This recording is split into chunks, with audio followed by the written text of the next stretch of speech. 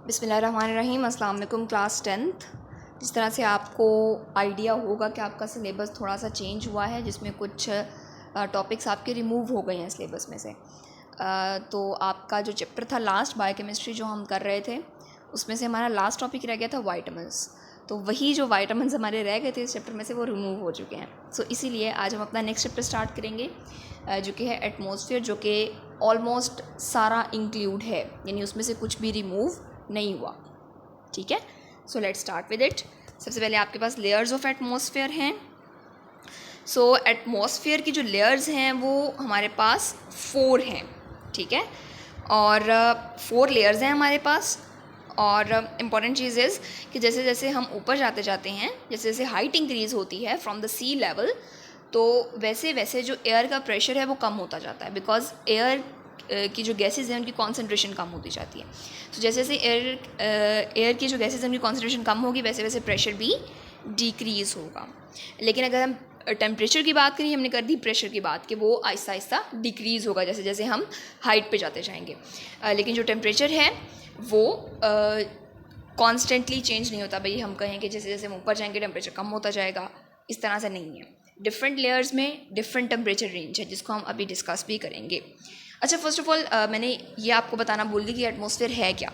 सो atmosphere जो है, this is the, आप कह लो कि एक कवर ऑफ गैसेस है। ठीक है, कवर ऑफ एयर है, राइट।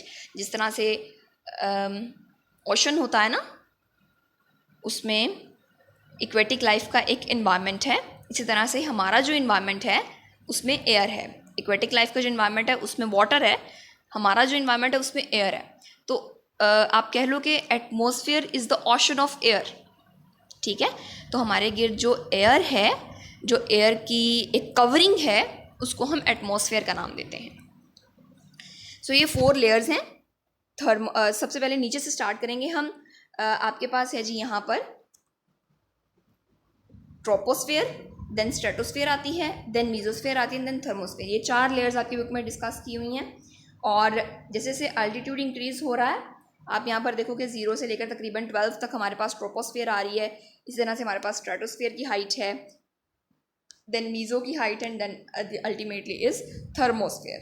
ठीक है, सो अगर आप इस ग्राफ में देखो तो यहाँ पर टेम्परेचर जो है वो कॉन्टीन्यूसली इंक्रीज़ या डिक्रीज़ नहीं हो रहा है। कोई कांस्टेंट उसका हम नहीं कह सकते हैं कि ये कॉन्स्टेंटली इंक्रीज़ होगा या कॉन्स्टेंटली डिक्रीज़ होगा। इस साइड पे ग्राफ के पास, ग्राफ में आपके पास टेम्परेचर है। अगर मैं ग्राफ में हाईलाइट करूँ टेम्परेचर के कर्व को, तो उसमें आप देखो कि ये आपको टेम्परेचर का कर्व नज़र आ रहा है। ठीक है, येलो कलर में था, मैंने इसको हाईलाइट कर दिया है। तो अगर आप ट्रोपोस्फेयर में देखो ना, ट्रोपोस्फेयर में ये टेम्परेचर जा रहा है up to -58 degree centigrade from about 25 degree centigrade. अगर हम नॉर्मल सी लेवल की बात करें तो वहाँ पर जो एवरेज टेम्परेचर है वो 25 डिग्री सेंटीग्रेड है ना, जिसको हम रूम टेम्परेचर भी कहते हैं। सो ये इंक्रीज़ हो रहा है, सॉरी डिक्रीज़ हो रहा है अप टू -58 डिग्री सेंटीग्रेड। अब यहाँ पर ग्राफ फिर इंक्रीज़ हो गया, हमारा स्लोप उसकी बढ़ गई, जो इस चीज़ की इंडिकेशन है कि स्ट्रेटोस्फेयर में अगेन टेम्परेचर इंक्रीज़ हो जाएगा। ये टेम्परेचर इंक्रीज़ क्यों हो रहा है? Due to ozone layer present in this layer. ठीक है, जो स्ट्रेटोस्फेयर है उसमें ओजोन लेयर प्रेजेंट है। सो ओजोन लेयर में जो रिएक्शंस होते हैं जिसमें ओजोन बनती है, टूटती है, दैट आर एक्सोथर्मिक रिएक्शंस। तो एक्सोथर्मिक रिएक्शंस की वजह से वहाँ पर हीट रिलीज़ होगी, और हीट के रिलीज़ होने की वजह से वहाँ पर टेम्परेचर बढ़ जाएगा from 58 degree centigrade up to 2 degree centigrade. Then mesosphere आ जाती है, तो मीजोस्फेयर में अगेन टेम्परेचर जो है वो डिक्रीज़ हो रहा है, हमारी स्लोप जो है वो बैकवर्ड जा रही है टुवर्ड्स द डिक्रीज टेम्परेचर। और अगर हम थर्मोस्फेयर की बात करें तो थर्मो, जो कि थर्म का मतलब ही टेम्परेचर है, तो यहाँ पर टेम्परेचर क्या हो रहा है? इंक्रीज हो रहा है। ठीक है, सो ट्रोपो में कम होगा, स्ट्रेटो में फिर बढ़ेगा, मीज़ो में फिर कम हो जाएगा अप टू -93 डिग्री सेंटीग्रेड, और थर्मो में फिर से इंक्रीज हो जाएगा टेम्परेचर। क्लियर है जी? टेम्परेचर वेरिएशन के हिसाब से एटमॉस्फेयर को इन 4 रेंजेस में डिवाइड किया गया है, जिनको भी हमने डिस्कस किया, troposphere, stratosphere, mesosphere and thermosphere. सबसे पहले ट्रोपोस्फेयर की बात करते हैं, तो ट्रोपोस्फेयर में टेम्परेचर डिक्रीज करता है फ्रॉम 17 डिग्री, अच्छा यहाँ पर इन्होंने 17 डिग्री सेंटीग्रेड टेम्परेचर बताया है, from 17 degree centigrade to -58 degree centigrade. ठीक है, तो ट्रोपोस्फेयर जो है उसमें टेम्परेचर डिक्रीज करना है अप टू -58 डिग्री सेंटीग्रेड, और इसकी जो हाइट है वो कितनी है? 12 किलोमीटर। ठीक है, लोएस्ट जो हमारे पास लेयर है वो ट्रोपोस्फेयर है। हाइट आपने लाजमी याद रखनी है और टेम्परेचर रेंज याद रखनी है। सही हो गया, हाइट और टेम्परेचर रेंज। सबसे पहली layer troposphere, height 12 kilometre, temperature range 17 degree centigrade to -58 degree centigrade. उसके बाद हमारे पास दूसरी लेयर आ जाती है जी स्ट्रेटोस्फेयर। तो जो स्ट्रेटोस्फेयर है ये ट्रोपोस्फेयर से ऊपर वाली लेयर है और इसकी हाइट है फ्रॉम 12 किलोमीटर, यानी 12 किलोमीटर से लेके 50 किलोमीटर तक। ठीक है, जब हम 12 किलोमीटर तक जाएंगे तो हमारे पास ट्रोपोस्फेयर वाली लेयर होगी जिसमें टेम्परेचर डिक्रीज होता जाएगा अप टू -58 डिग्री सेंटीग्रेड। लेकिन स्ट्रेटोस्फेयर में क्या होगा कि ये -58 से बढ़ना शुरू होगा और ये चला जाएगा अप टू 2 डिग्री सेंटीग्रेड। ये राइज क्यों होता है मैंने अभी आपको बताया, due to the reactions of ozone बनती है, टूटती है, बनती है, टूटती है। तो उस रिएक्शन, वो जो रिएक्शन है वो एक्सोथर्मिक है, जिसके नतीजे में वहाँ पर हीट रिलीज होगी और टेम्परेचर इंक्रीज हो जाएगा। वो रिएक्शंस हमने डिस्कस करने हैं जब हम डिटेल में देखेंगे स्ट्रेटोस्फेयर को नेक्स्ट लेक्चर में। ठीक हो गया। सो ये इसकी जो हाइट है हमारे पास वो 50 किलोमीटर है। देन है हमारे पास मीजोस्फेयर।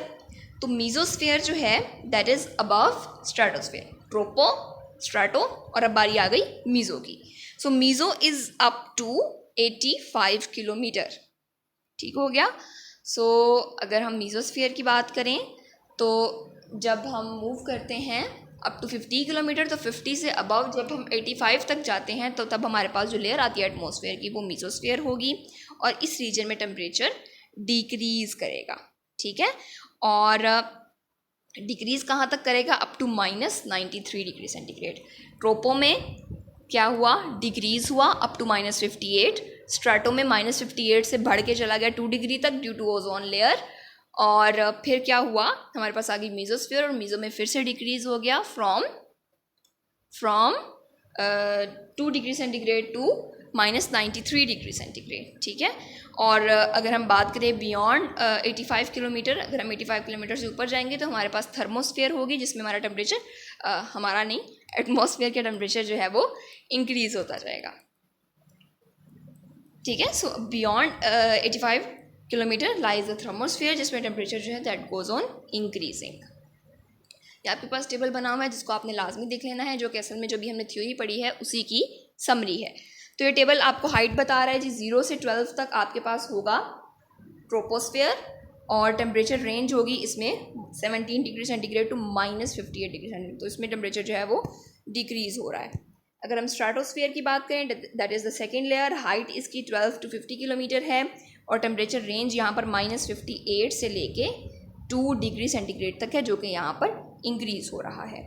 देन हमारे पास आ जाता है जी मीजोस्फेयर। तो मीजोस्फेयर में हमारे पास जो हाइट है वो 50 से 85 है और टेम्परेचर डिक्रीज़ हो रहा है from 2 degree to -93 degree centigrade. और जब हम थर्मोस्फेयर से ऊपर चलते जाते हैं 85 से 120 किलोमीटर की हाइट लिखी है यहाँ पर, तो वहाँ पर टेम्परेचर इंक्रीज़ करता जाएगा, यानी -93 डिग्री सेंटीग्रेड से इंक्रीज़ करता जाएगा। सही हो गया। तो ये हमने एक ब्रीफ सा इंट्रोडक्शन देख लिया about the layers of atmosphere. आप लोगों ने इसको लर्न करना है एंड इम्पॉर्टेंट थिंग इज़ कि नेक्स्ट लेक्चर में हम इनकी डिटेल देखेंगे, detail about the troposphere, stratosphere. इन दोनों की डिटेल है आपकी बुक पे, नेक्स्ट लेयर्स की डिटेल नहीं है।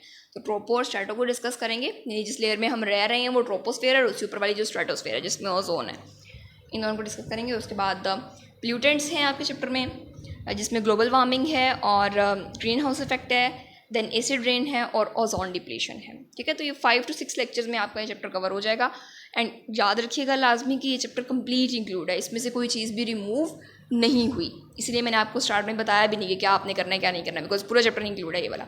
लास्ट लेक्चर में लास्ट जो चैप्टर है आपका उसमें से न्यूक्लिक एसिड रिमूव हो गया है और वाइटामिन्स भी रिमूव हो गए हैं। न्यूक्लिक एसिड हमने पढ़ लिया था, आप लोगों ने याद कर लिया तो well and good for your knowledge, लेकिन वो आपके सिलेबस में इंक्लूड नहीं है। उसमें से कार्ब्स हैं यानी कार्बोहाइड्रेट्स हैं, प्रोटीन्स हैं और फैटी एसिड्स हैं without the sources and uses, यानी सोर्सेज और यूजेस नहीं करने उनका। बहुत आसान कर दिया बोर्ड वालों ने, काफ़ी चीज़ें एक्सक्लूड कर दी हैं और थोड़े मुझे ऐसा लगा है कि थोड़े जो मुश्किल वाले टॉपिक थे ना वो रिमूव हुए हैं।